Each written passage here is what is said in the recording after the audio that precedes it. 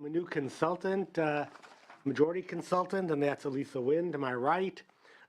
Welcome back, Cheryl Black, a minority consultant who is feeling even more under the weather than I am today, so thank you for struggling through as long as this will take. And it seems like everybody's coughing, at least on the floor they were, so we'll probably make this as painless as possible today.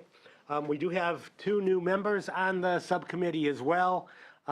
There is Senator Ben Allen, who just joined us on my left, and Senator Mike Morrell, who is not with us quite yet, but will be joining us shortly. Today we're going to look at the Prop 98 budget that the governor's proposed, the 2015-16 budget proposal. We'll hear highlights of the governor's proposal first from the Department of Finance. Then we'll get a response, a reaction from the Legislative Analyst's Office, and finally have the Department of Education comment as well. After the panel, it'll be one panel with all three entities represented. After the panel, we will have time for public comment. At this point, I'd like to invite Lisa Mersinski from Finance, Kenneth Kapan from Legislative Analyst's Office, and Monique Ramos to please come forward. If you have other support staff from your offices, they can come forward as well. Senator Allen, any comments before we begin? Just to say that I come to this position as a former school board member who was very much impacted by the decisions made by the subcommittee and the folks sitting here today. So I take that experience with me. I'm very much looking forward to working with the very talented staff who work to help make sure that our schools are properly funded. And previous to being a school board member, I actually was a student member of the University of California's Board of Regents. So I got to see the higher education side of the ledger as well. So I'm looking forward to this work. Great. Thank you, Senator Allen. And with that, I think we'll ask Ms. Mersinski to begin on behalf of the Department of Finance. Good morning, Lisa Merzinski. I'm with the Department of Finance. I provided a handout, a Prop 98 overview handout, and it basically summarizes the governor's budget proposal for Proposition 98 in 2015-16.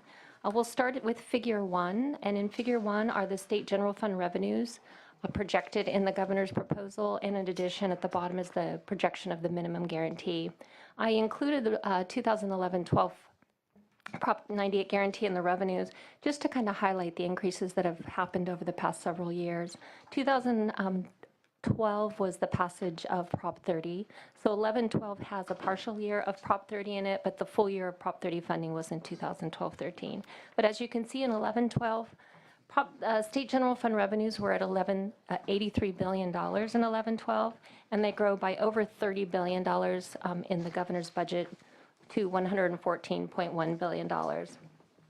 The revised revenue estimates for 13-14 are $100.8 billion. In 13-14, that's a $360 million increase over the Budget Act projection for that year, and revised for 14-15 is $108.6 billion, which is a $2.5 billion increase in revenues. We're expecting revenues to increase over the 14-15 revised level by $5.5 billion to reach the $114 billion. These significant revenues increases over the last few years have resulted in significant increases in the minimum guarantee. Although there's several factors involved in the calculation of the guarantee, and some of them have impacted the guarantee, the primary driver behind these increases have been the increases in revenues. So in 11-12, the Prop 98 minimum guarantee had dropped to $47.3 billion. Over the next few years through 15-16, we estimate the guarantee will grow over $18 billion and be at about $65.7 billion in 15-16. The 13-14 Prop 98 guarantee we're estimating now at $58.7 billion. That's a $370 million increase over our last projection. And in 14-15, we're estimating it to be $63.2 billion. That is a $2.3 billion estimate over our Budget Act estimate. We're now then expecting the 15-16 proposed funding level for the guarantee at $65.7 billion. That is a $4.9 billion increase over the 14-15 Budget Act projection. So if you look in Figure 2, those three amounts, the increases in the guarantee are shown as new Proposition 98 resources that are available to spend. They're the first three amounts. So also, I'd like to point out in the minimum guarantee totals, there's maintenance factor payments included in 14-15 and 15-16. $3.8 billion is included in 14-15, and a $725 million payment is included in 15-16. Maintenance factor is created and paid pursuant to a constitutional formula. This formula allows the state to fund education at a lower level when the growth in the state general fund revenue is not doing as well as the growth in the state economy. This is considered a test 3 level, so we're allowed to fund at the test 3 level.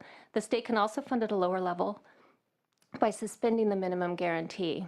The amount of maintenance factor created in both of these cases is the difference between the funding at the lower level, which is the test 3 or the suspended level, and what would have been a test if the state had funded at the test 2. So that difference is the amount created in maintenance factor. The maintenance factor balance is then repaid in years when the opposite is true and the growth in the state general fund revenues outpaces the growth in the economy. So that's the what's happening in 14-15 and 15-16 and why we're making maintenance factor payments. These payments will bring the maintenance factor balance down to $1.9 billion. And again, just as a point of reference, at the highest point in 2008-9, the maintenance factor balance was $11.2 billion. So 15-16, the guarantee is made up of $47 billion in general fund and $18.7 billion in property taxes. Both state general fund and property taxes are used to meet the minimum guarantee. The increase in property taxes have assisted the state. They're due to partially just due to increased assessed property tax values, and also an increase in the sales volume. And between 11-12 and 15-16, we've also have seen the end of the triple flip, which I think we will discuss a little bit later. I believe Ken will cover that in his presentation, and also the dissolution of redevelopment agencies, each of which contributed about $1 billion, a little over $1 billion towards the increase in property taxes. So on figure 2, in addition to the increases in the guarantee, the governor's proposal also dedicates $256 million towards paying down settle-up balance. So settle-up is a little different than maintenance factor. It's created in years when the amount appropriated to schools and community colleges is less than the amount required to meet the minimum guarantee.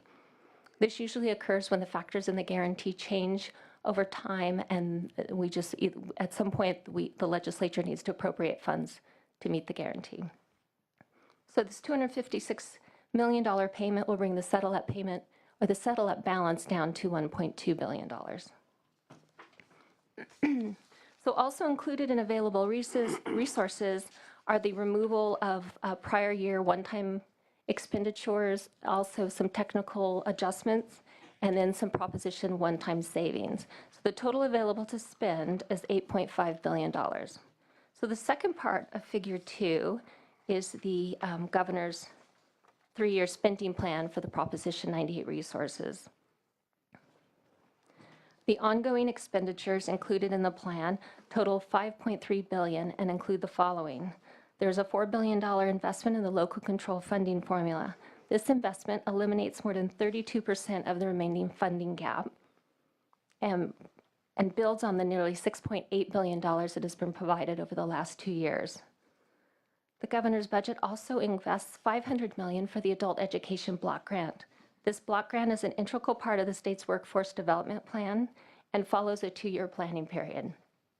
Next, the governor's plan fully funds growth in COLA for community colleges and school districts of $395 million. In addition to growth in COLA, community colleges, the plan includes an ongoing investment in community colleges of $354 million. This is to pay for programs such as Student Success and Equity, the apprenticeship program, and also includes a base increase related to increased expenditures. And finally, the ongoing plan invests $50 million toward a charter school facility grant program. For one-time expenditures, the spending plan totals $3.2 billion. the majority of which is directed toward paying down liabilities and debts, which are the first three items. $1.5 billion toward the mandate block grant, $380 million of this is towards community colleges, and the $1.1 billion for K-12 schools. These payments will reduce the K-14 mandate block grant balance to approximately $4 billion. These funds are intended to be used by school districts towards the implementation of the Common Core state standards and by community colleges to fund deferred maintenance, instructional equipment, and other one-time costs. The governor's budget proposal includes a payment of almost $1 billion in 14-15 to eliminate the remaining deferral balance. This final payment towards deferrals was triggered by language in last year's trailer bill. At the highest point, the state was deferring over $1 billion in payments to school districts and community colleges, or $10 billion, did I say 10? Using a combination of one-time Proposition 98 savings and a portion of the settlement payment, the governor proposes to pay down the remainder of the amount owed in the Williams settlement, also known as the Emergency Repair Program. This is the final payment toward the $800 million settlement agreement. Also included in one-time expenditures and investments are investments in the governor's workforce development strategy. The first is a $250 million for K-12 in each of the next 3 years to support a transitional CTE incentive grant program, and $48 million to community colleges to extend the CTE pathway incentive grant program for 1 additional year. Finally, the governor's proposal includes $100 million in one-time funding for the Department of Education to administer a second round of broadband infrastructure grants. These awards would assist local school districts with securing internet connectivity and the infrastructure needed to implement the computer-aided test administered under Common Core. So at the bottom of the handout that I've provided is Figure 3, and this just sums up the outstanding obligations of the wall and debt. All the payments that have been included in the governor's spending plan are in there in addition to the payments that were included in last year's budget. So that concludes my presentation. With that, I'd be happy to answer any questions. Thank you, Ms. Mrzinski. We adjourned the Senate today in honor of John Mockler, and he would be happy to hear us talking about Test 2 and Test 3 and maintenance factors. He would actually understand it. So, as you all do as well, most I'm of us fairly don't. certain I would have a lot more to learn from him. What I ask my colleagues, unless there's something very pressing, we'll hold our questions until the panel has finished the testimony. And then Just a tiny little question. Wall of debt, is that a term of art or is that some, I believe that was coined by the governor, okay. the wall of debt. Well, It's now kind made of it into the attracting. chart. So I'm sorry? it's made it into the chart, so it's It's a term for that's been voting. used. Yeah. Oh, I'm sorry. So yeah, please That's tell me what exactly he's referring to. So are you just asking for the term? Where did it come from, or? Yeah, where'd it come from? And I mean, is the idea that this is all the debt that is owed to the schools under all the liabilities Yes. under Prop 98? Yes, Okay, yes. I understand. Okay. Okay, thank you. We'll now move on to hear from Ken Capon from the LAO's office. Good morning, and thank you, Mr. Chair and members. Kenneth Capon with the Analyst's Office. We have a handout that I think the Sergeant has distributed, and we'll be speaking from that today. I think the administration did a nice job covering their proposal, so we won't go through all of those proposals again in detail. But just to pick up where the previous presentation ended, the revised estimates of the factors that drive Proposition 98 are really at the heart of the increases in funding that has become available. If you turn to page 1 of our handout, we go through that by fiscal year. So for 2013-14, the minimum guarantee is up $371 million, and that's due primarily to higher revenue. In 2014-15, the minimum guarantee is up $2.3 billion, and that is due really almost entirely to higher revenue. You'll notice that the guarantee is increasing virtually dollar for dollar with increases in state revenue. And that increase has to do with this provision of Proposition 98 we call maintenance factor.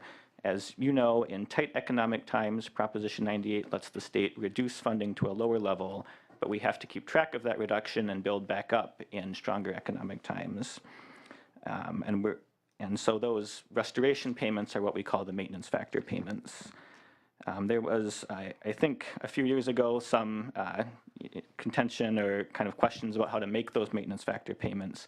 The state ultimately decided that in very strong years of economic growth, like 2014-15, virtually every dollar of new revenue needed to go to Proposition 98 to build up the Proposition 98 funding level. And so that really is the reason why you may have heard on the one hand, the state has all this new revenue in 14-15, but on the other hand, there's very little available for priorities outside of Proposition 98. So turning to page 2, we cover changes in 2015-16. The minimum guarantee is up $2.6 billion above the revised estimates of 2014-15, primarily due to growth in the economy. I think one issue worth noting that was mentioned earlier is that in 2015-16, virtually all of the increase in school funding is covered by growth in local property tax revenue. As you know, Proposition 98 is funded through a combination of general fund revenue and local revenue. When local revenue goes up, it allows the state to spend less general fund revenue on K-14 education. And there are really 3 reasons that local revenue growth is so strong in 15-16. The first is that underlying property tax values have recovered since the last recession. Home prices dropped following the housing crash, but have begun to grow at a more normal historic rate. In addition, in 2004, the state shifted some local revenue away from schools to pay for bonds the state issued to cover the state's operating deficit at that time. It was a very complex shift. I think it's known around the Capitol as the triple flip. And the state in 2015-16 will repay all of those borrowed funds, and that will result in local revenue flowing back to schools, which reduces what the state needs to spend from the general fund. Yeah, for the benefit of Senator Allen, who wasn't here when the triple flip was created, and for those of us who were here but still aren't certain about it, would you go into a little bit of detail about the triple flip? Yeah, sure. So the state faced a very large operating deficit in the early 2000s, and one way the state decided to address that operating deficit was by asking voters to approve bonds to cover that operating deficit. And the triple flip had to do with the way we were going to pay off those bonds after we issued them. And so the reason we call it the triple flip was there were really 3 shifts of funds at work. We lowered, we took sales tax revenue and dedicated that to paying the debt service on the bonds. And we did that by directing some sales tax revenue that formerly went to cities and counties to that debt service. Then we backfilled cities and counties with property tax revenue we shifted from schools, and then we backfilled schools with additional general fund revenue. So really a complex shift, funds moving around in many different ways. The upshot was that... Why wouldn't you just have it go from the general fund revenue? That's a great question, and it came up at the time. And the reason was that the state thought it could get a better interest rate on the bonds if it dedicated sales tax revenue to paying it off than directly from the general fund. So it was kind of a complex way we thought creditors would prefer it. But it obviously added a lot of complexity to the formulas. So that in 2015-16, that's about $1.2 billion that's flowing back to schools. And so that then essentially is freeing up general funds resources for the state. Thank you. So the last piece that is at work involves the dissolution of redevelopment agencies, another very complex issue. And we have a status update on that for you on page 3 of our handout. So as some of you might remember, in 2011, the state dissolved its roughly 400 redevelopment agencies. And these were agencies that undertook various redevelopment projects using a share of the local property tax revenue collected where they were located. And one of the reasons the state dissolved redevelopment agencies was to generate state savings. And those savings came about in 2 ways. First, if the agency had any assets, buildings, land, a cash reserve, anything like that, we disposed of those assets and gave them to schools and local governments where the agency was located. In the case of schools, the funding that they received from that, we used to reduce general fund spending dollar for dollar.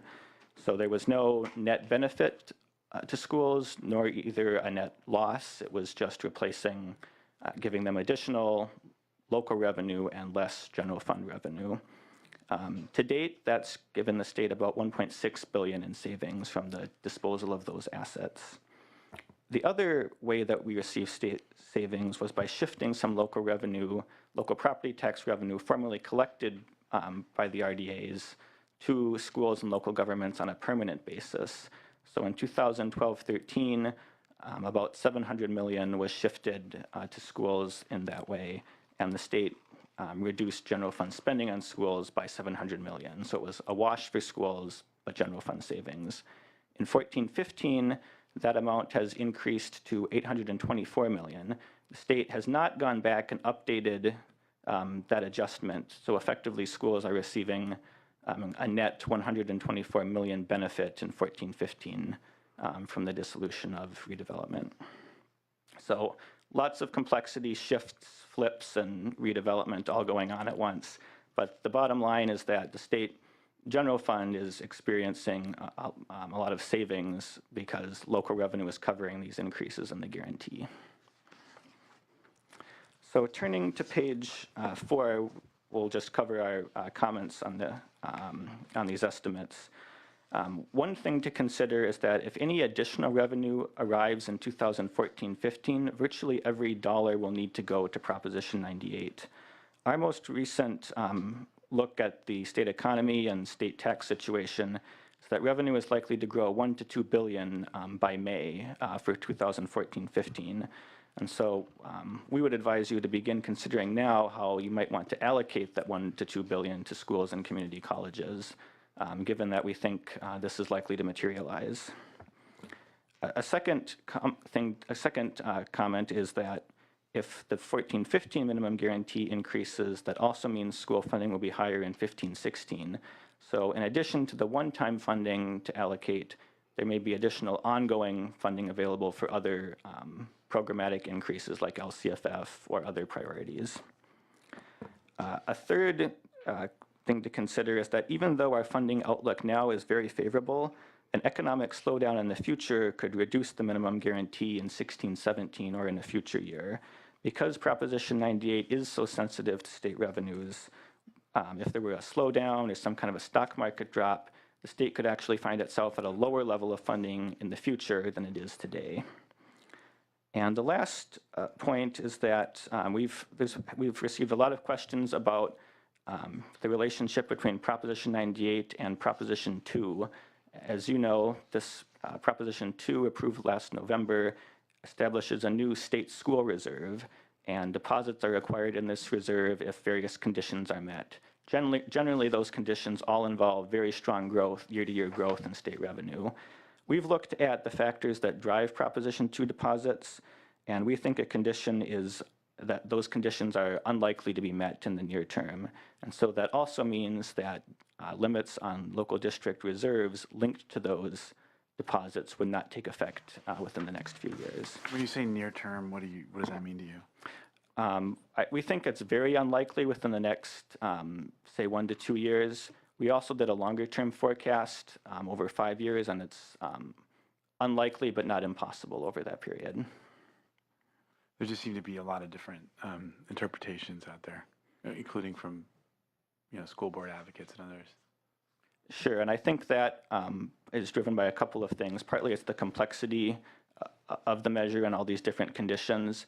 And also, forecasting state revenue is always difficult. We can have unexpected drops and unexpected spikes. These are just hard to predict more than a year or so in advance, if that. So turning so what we just covered was changes in the formulas and what the state is required to fund and spend. Turning to page 5, we review how the governor proposes to spend those new increases. So in 13-14, the increase in the minimum guarantee is dedicated primarily to paying down the mandate backlog. This was this obligation the state built up over time as it required school districts to perform various activities, but did not identify any funding for those activities. In 14-15, about $1 billion is dedicated to paying down additional payments toward the mandate backlog, and another $1 billion is dedicated to eliminating all of the K-14 deferrals, which were these late payments the state issued to school districts and community colleges.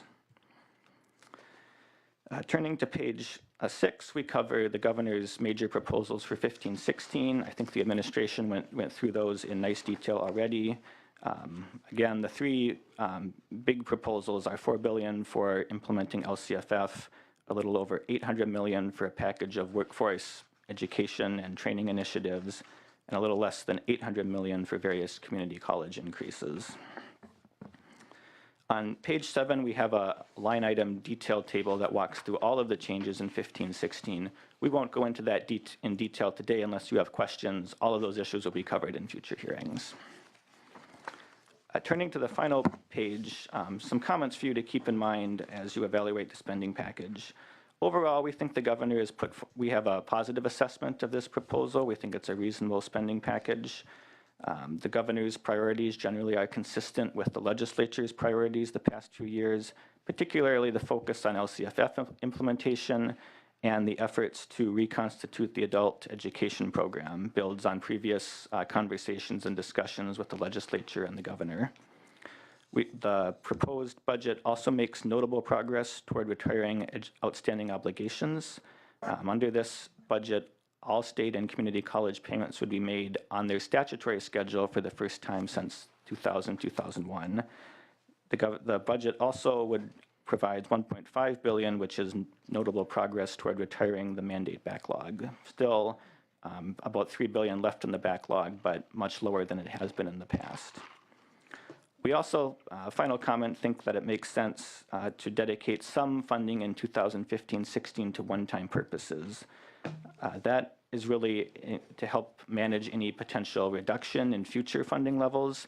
If the state sets aside some funding for one-time purposes and the minimum guarantee drops in the future years, there's no need to reduce programmatic funding. The state can simply not renew those one-time expenditures, and that avoids potentially having to backpedal on LCFF implementation if there's a drop in the future.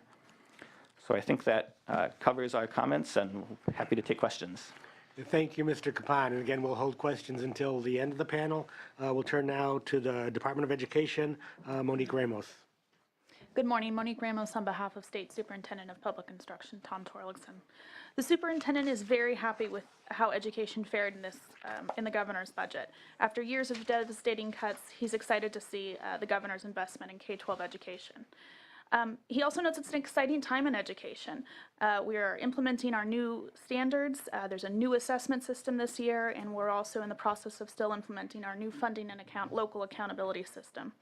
As you know, LEAs are in the process of updating their LCAPs for their first annual update, and it's exciting to see that communities will have the opportunities to see what is and isn't working in their schools.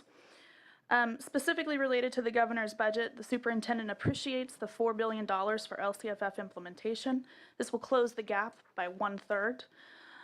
Additionally, he'd like to point out that if the $4 billion is adopted, that would mean that $10 billion has been invested in LCFF over the first 3 years of implementation.